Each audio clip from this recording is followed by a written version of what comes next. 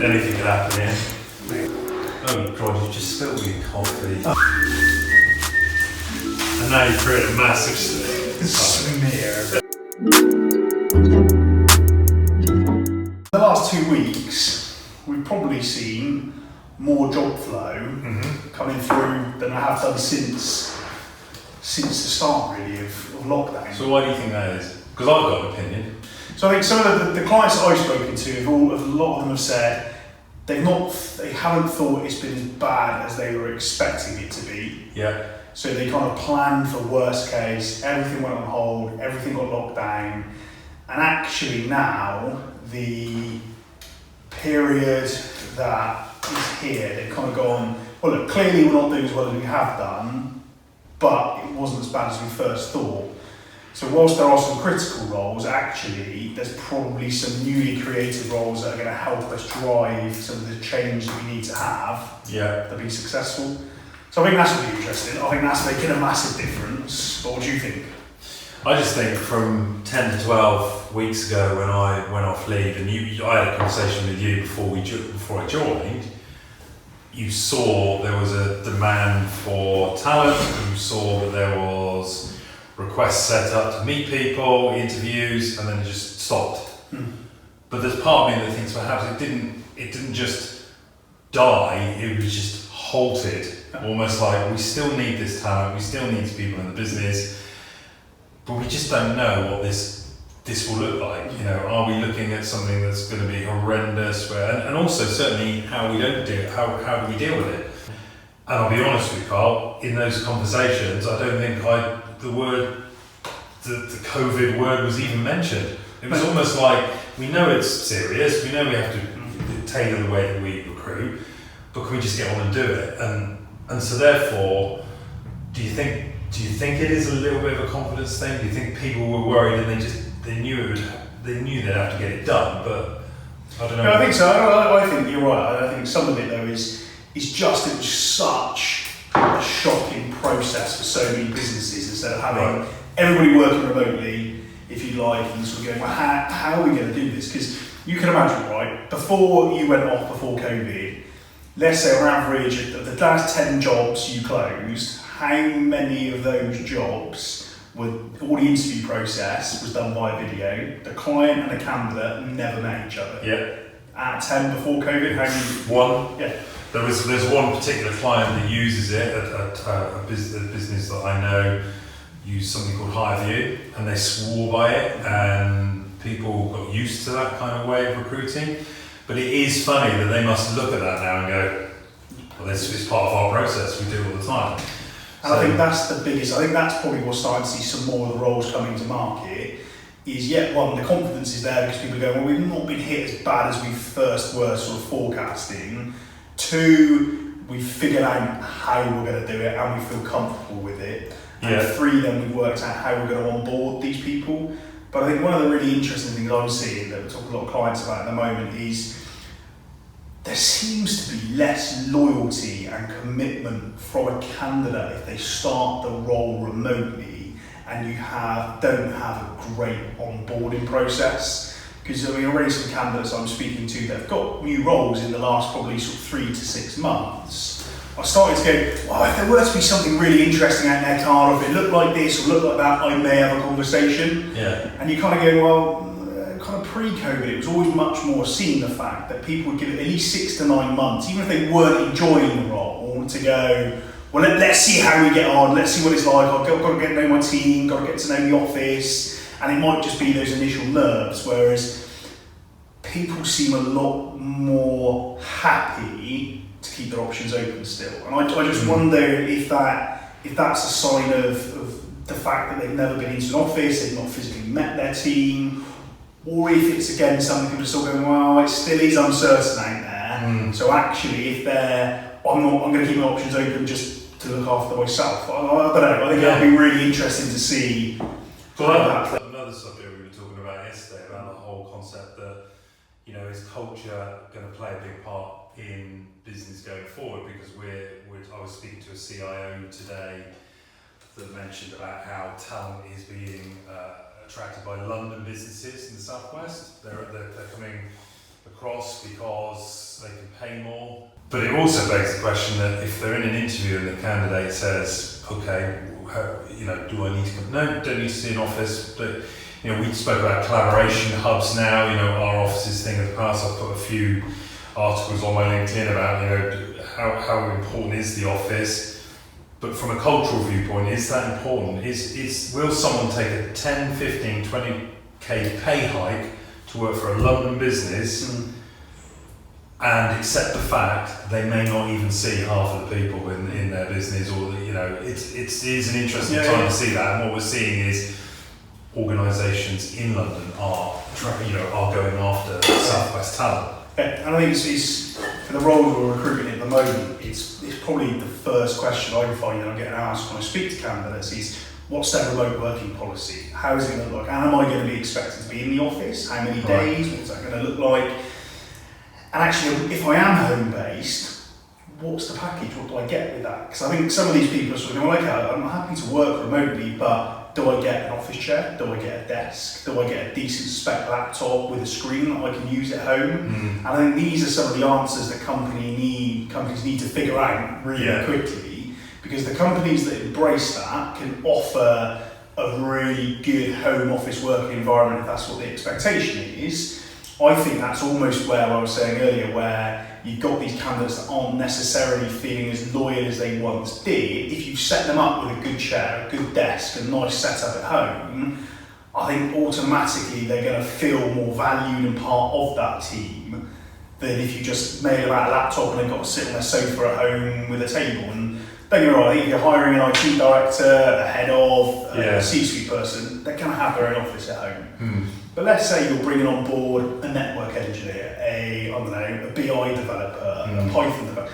They might not necessarily have all of that stuff set up ready at home. And so I think if the expectation is they're going to have to work from home, it would just be interesting to see what companies see and do around that. But do you think it's important they do? I mean, you mentioned something about an organisation that are using an app so they can monitor time.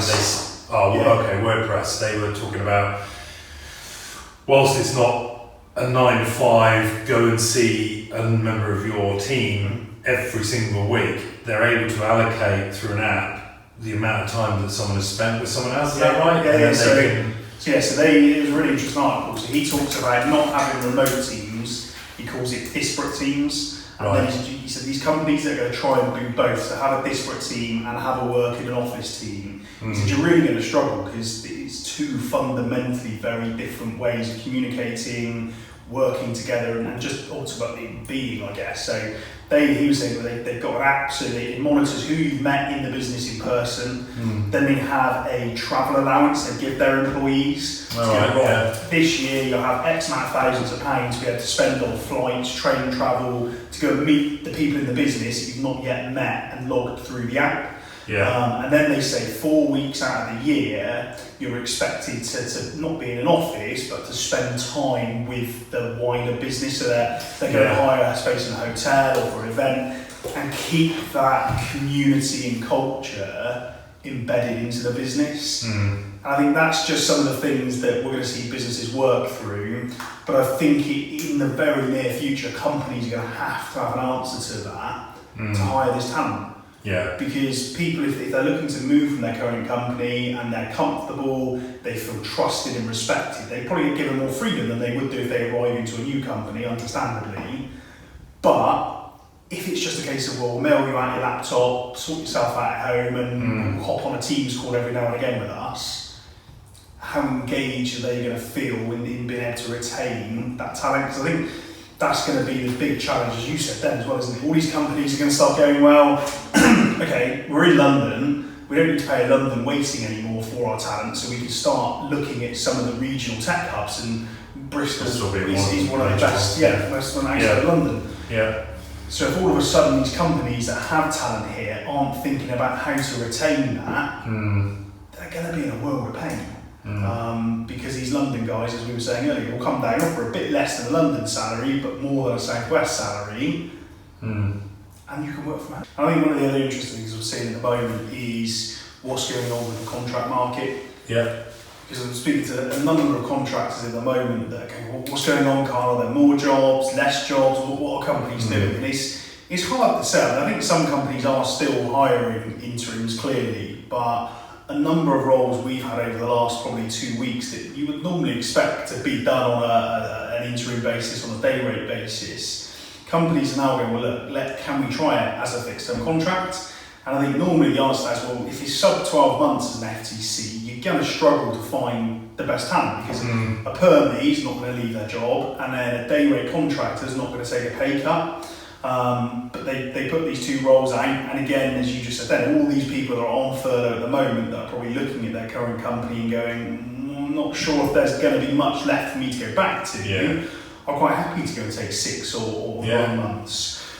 And then obviously with IR35, obviously it's been postponed, but it's still coming next year. That's what we've been told.